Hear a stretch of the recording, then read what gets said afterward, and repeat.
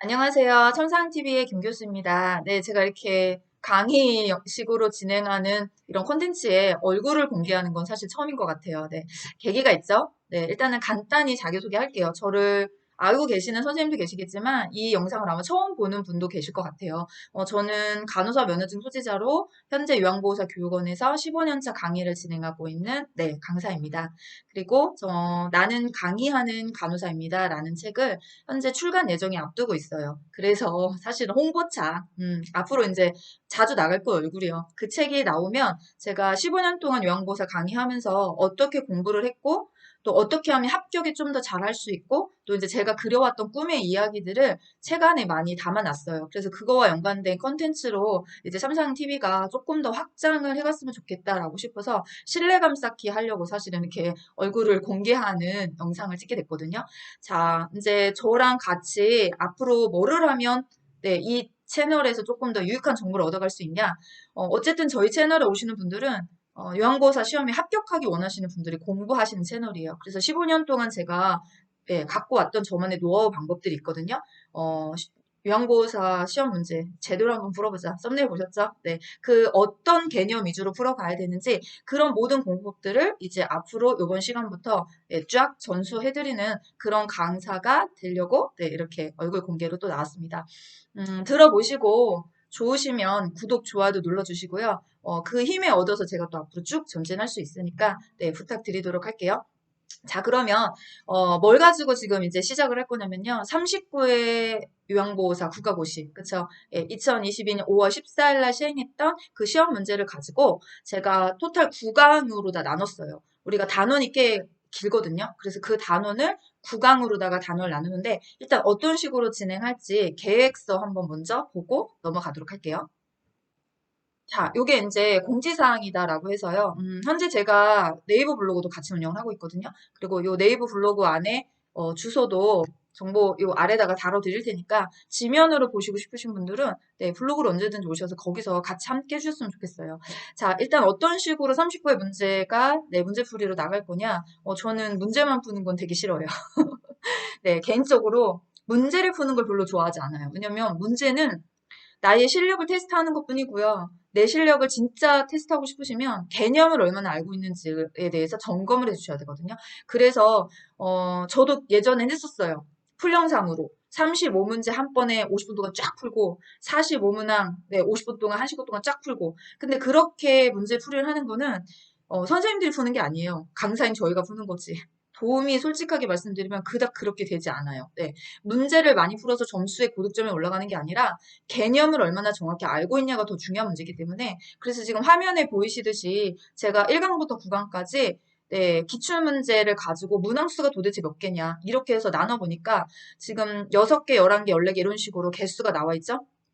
요 개수대로 하면 9강까지 맞춰서 9번을 제작할 수 있을 것 같아요. 그래서 언제까지 할 거냐면 8월 6일이 시험이시니까 지금 이제 셋째 주부터 시작했어요.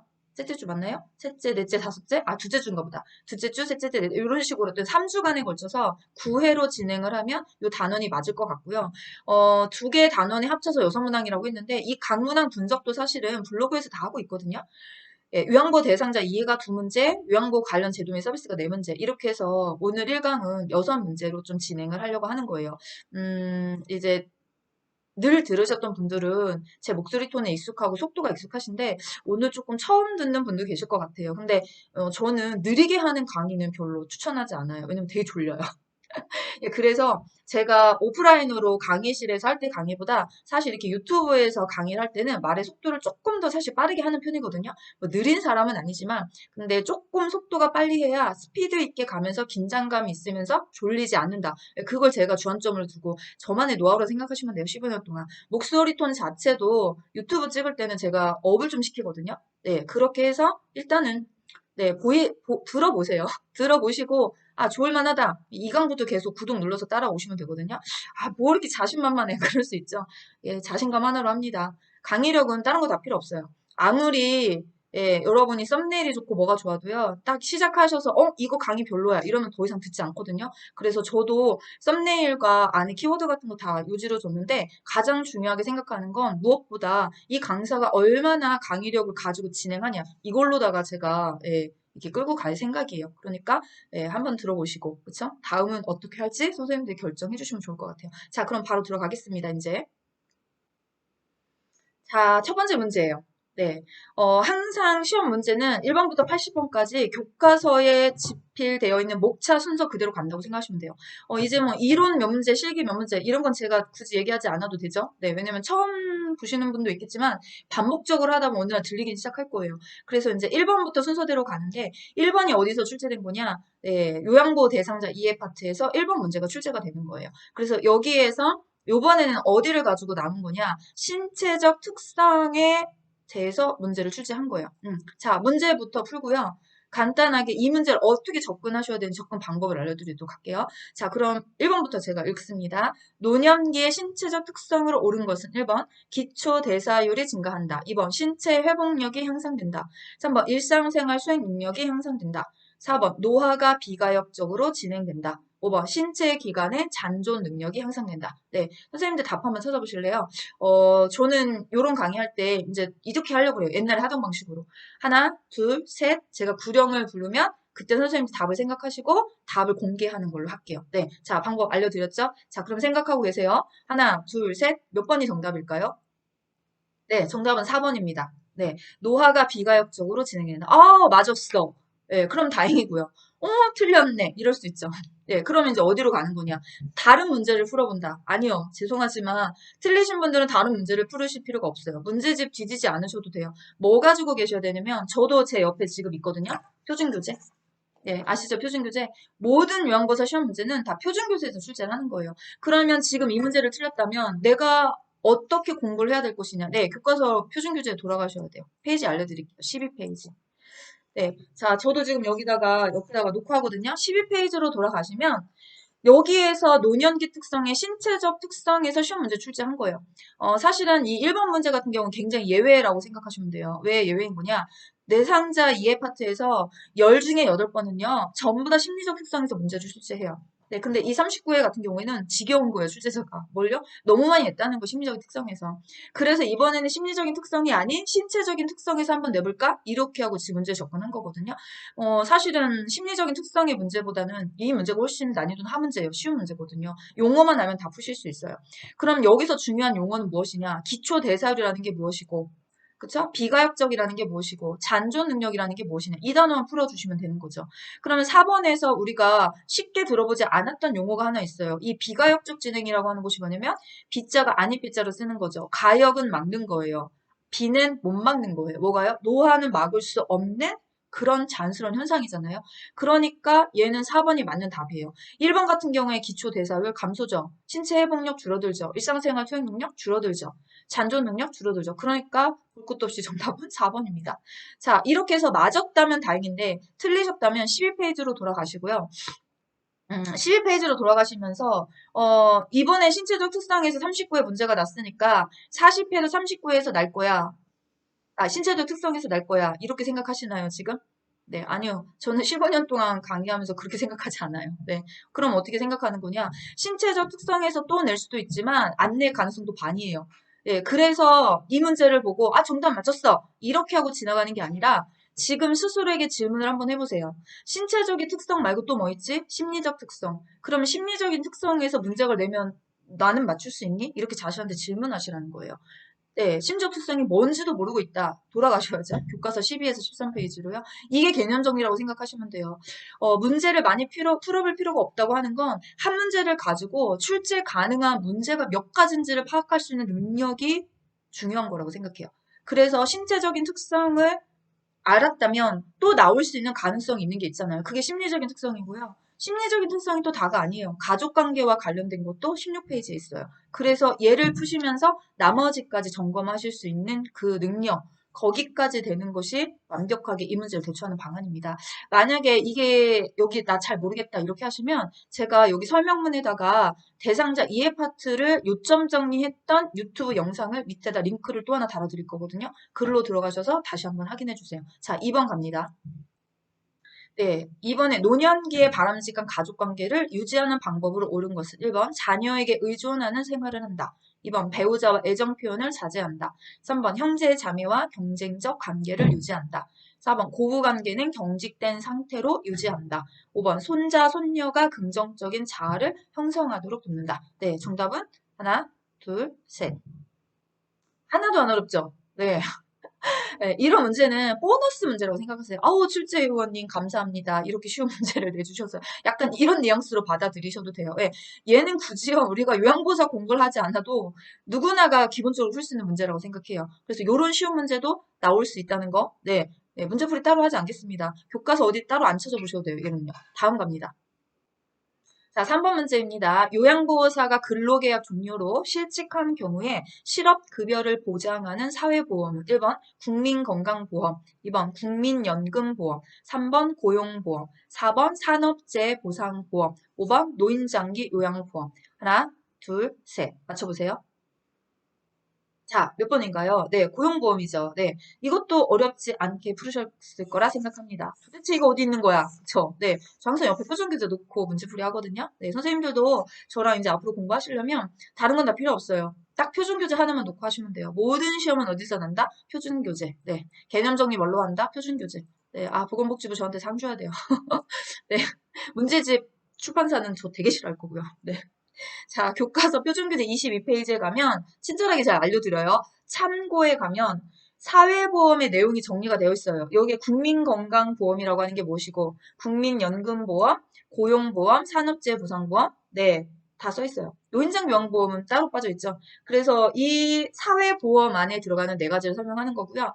선생님들이 이것도 어렵지 않게 푸셨을 거예요. 사실 요양보호사 공부가 아니어도 실직을 했다, 실업급여를 받는다, 그럼 우리가 다 고용보험입니다. 라고 알고 있거든요. 근데 여기도 마찬가지죠. 고용보험만 알고 넘어가면 안 돼요. 왜냐면 국민건강보험이라는 게 무엇이고, 연금보험이라는 게 무엇이고, 산업재해보상보험이라는 게 무엇이냐. 이걸로 문제를 바꿔낼 수 있는 거잖아요. 그러니까 내가 국민연금이라고 문제가 나면 나는 맞출 수 있나? 이렇게 테스트를 해보시라는 거예요. 어디를 가지고요? 교과서 22페이지.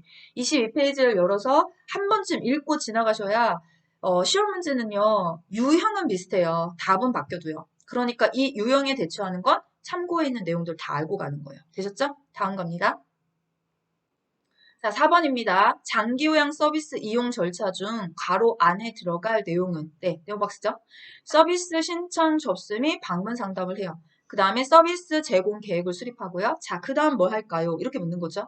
그 다음 서비스 제공을 하시고 모니터링을 실시해요. 네, 마지막으로 서비스 종료 혹은 지속. 그럼 가로 안에 들어갈 말이 1번 서비스 방법을 개발한다. 2번 서비스 기관을 안내한다. 3번 서비스 자원을 사정한다. 4번 서비스 내용을 평가한다. 5번 서비스 이용 계약을 체결한다. 정답은 몇 번일까요? 하나, 둘, 셋. 네, 5번입니다. 생소하세요?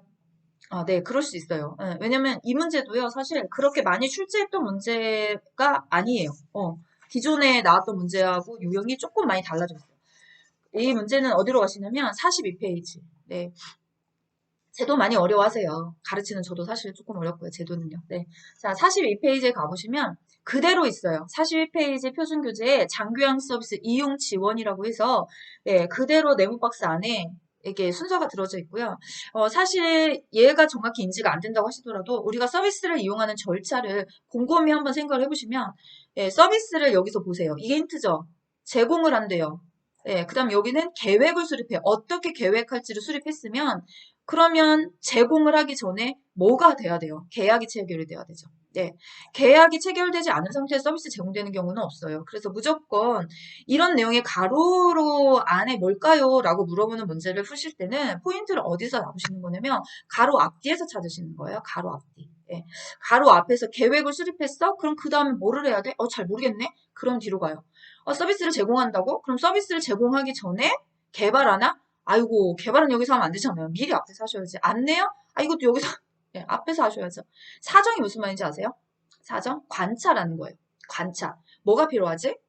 예, 자원을 쓰려면 뭘 해야 되지? 이런 식으로 관찰하는 걸 보통 우리가 사정합니다. 욕구 사정 이런 거 우리 교과서 안에 나오는 말들이잖아요. 그래서 그런 내용들이고요. 평가는 뒤로 가야죠. 뒤로 빠져야죠. 그래서 이런 가로 안에 들어가 있는 문제를 푸실 때는 앞뒤 문맥의 흐름을 보셔서 무엇을 넣어야 될까라고 포인트를 잡아주시면 되는 거예요. 그래서 이용 계약을 체결하시고 나셔서 그 다음에 서비스를 제공받는 겁니다. 네, 이해되셨나요? 이해 안 되셨으면 어디로 간다고요? 페이지 42페이지로 돌아가시면 좋겠습니다. 자, 다음 문제 갑니다.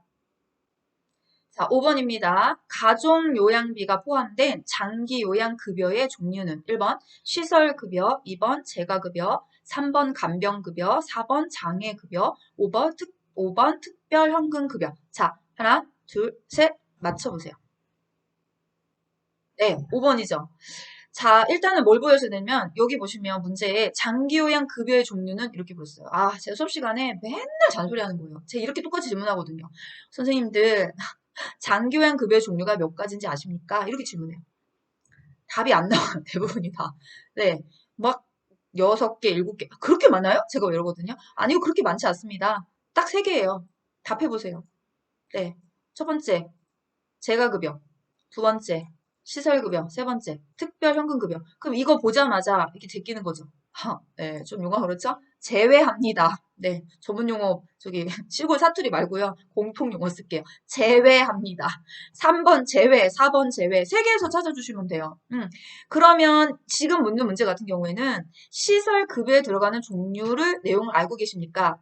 재가급여에 들어가는 종류를 알고 계십니까? 특별현금급여에 들어가는 종류를 알고 있습니까? 이걸 묻는 시험 문제예요. 그쵸? 이거 어디에 있어요? 응? 어디에? 38페이지. 예, 이것도 38페이지 가시기 전에 자신한테 한번 물어보셔야 돼요. 뭐라고 묻는다고요? 시설급여 종류가 뭐예요? 예, 답을 해보세요. 예, 답이 안 나와요? 그럼 빨리 가세요. 38페이지. 예. 자, 시설급여의 종류는요. 노인요양시설, 10명 이상이 거주하는 노인요양시설, 9명까지면 노인요양 공동생활가정, 다른 말로 뭐라 그래요? 그룹, 홈, 이렇게 나와야 되고요. 그럼 재가급여의 종류는 무엇입니까? 몇 개가 있습니까? 불러보실래요?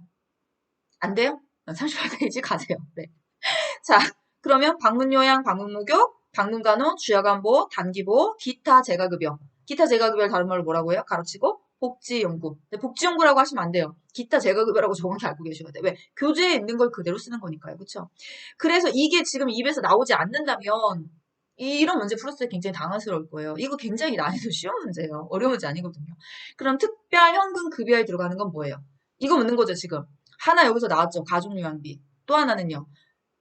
요양병원 간병비. 또 하나는요. 특례요양비. 요렇게 묻는 거잖아요. 그래서 가족요양비가 특별현금급여에 들어갑니다. 이렇게 이해를 하시는 거고요. 아, 그럼 나 종류 이제 다 알아요. 아니요. 종류까지만 알아서 되시는 게 아니에요.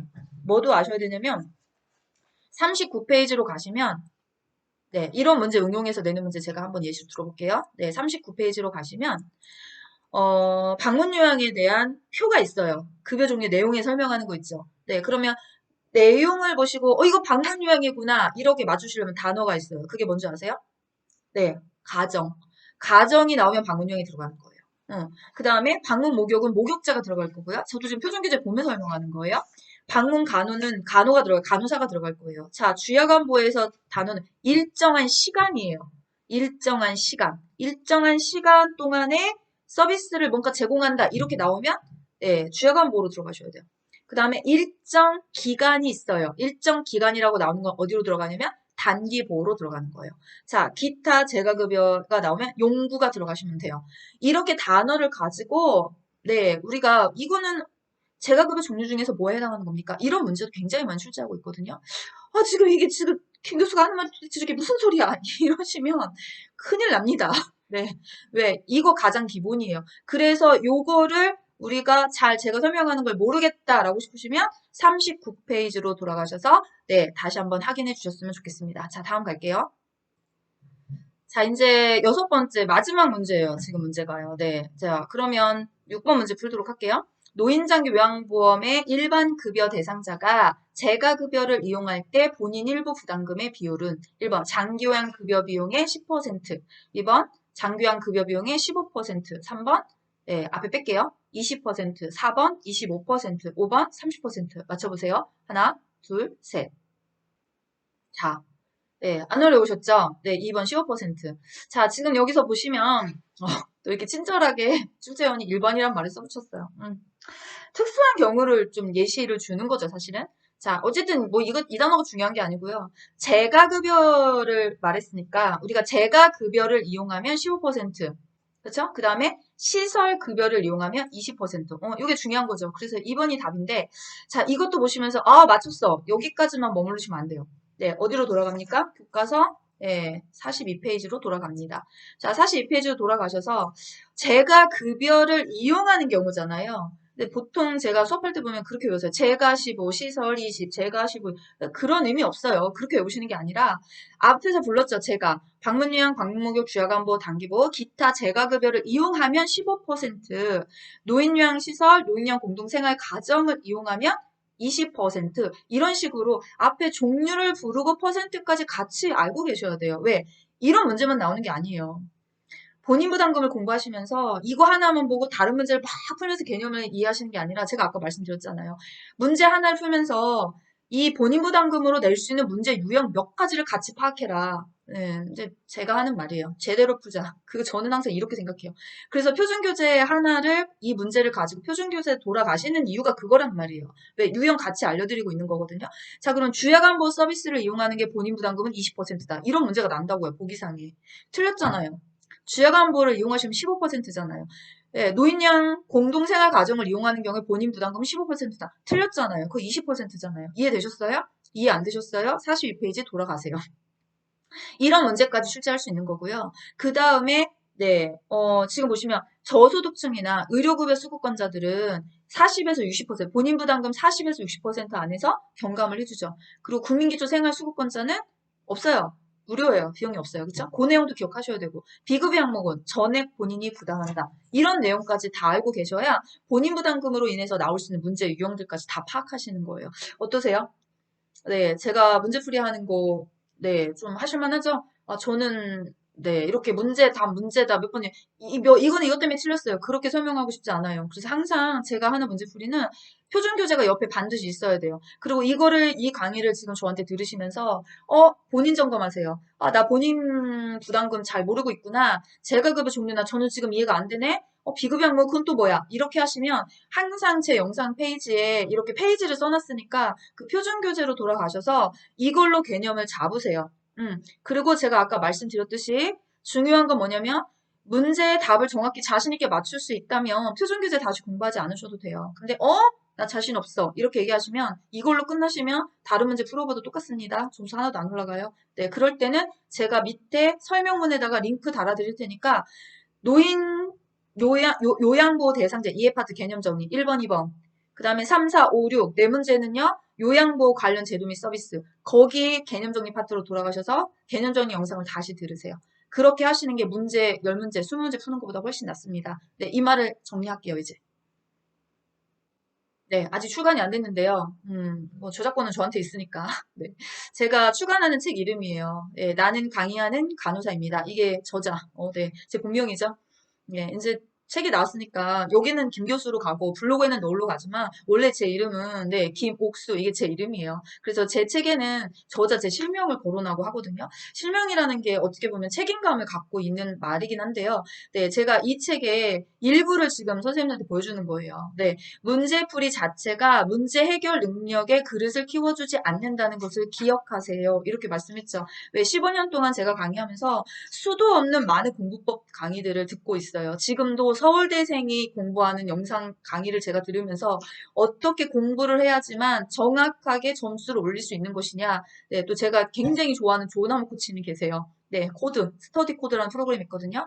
그 다음에 완전학습 바이블이라고 하는 것도 있고, 네, 제가 공부법 지금 구독한 영상만 10개예요. 뭐 때문에 할까요, 제가? 지금 제가 서울대 갈 것도 아닌데, 서울대 가지도 못하지만, 네. 왜냐면, 네, 지금 제가 가르치는 선생님들이 어떻게 하면 시험에 합격할 수 있을까? 이게 제 제가 이거 공부하는 이유예요. 제가 강의하는 이유고요. 유튜브도 그래서 하는 거예요. 제가 유튜브 스토리도 제 책 안에 많이 실어놨거든요.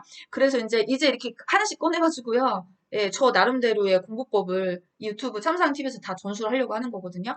예, 뭐가 가장 목표인 거냐? 선생님들 합격이 목표예요. 그러니까 공부는요, 열심히 한다고 성적이 절대 올라가지 않아요. 왜? 열심히 아니에요. 제대로 공부하시는 게 고득점을 불러일으키는 거고, 모든 공부의 제대로의 핵심은 뭐냐면요, 문제풀이가 아닙니다. 개념이 1번입니다. 그래서 시간 아직 많이 남아 있으니까요, 조급해하지 마시고요. 문제집 샀는데 다 못 풀면 어때요?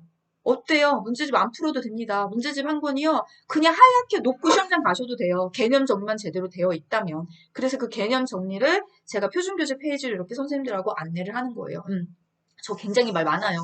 예, 근데 영상 길어지면 지루해서 못 보니까 여기까지만 하고 다음 영상에서 또 이어서 7번부터 단원별로 나가도록 하겠습니다. 네, 어떠셨나요? 네, 들을만 하셨어요? 그러면 제가 아까 말씀드렸죠. 이젠 할 거라고요. 1편 할 땐 안 했어요. 구독, 좋아요 눌러주시고 알람 설정 해주시면 다음 7번부터 문제풀이, 개념 정리 제대로 한번 해보자. 2탄 들어가도록 하겠습니다. 네, 감사합니다. 여기까지 할게요. 다음 시간에 뵐게요. 수고하셨습니다.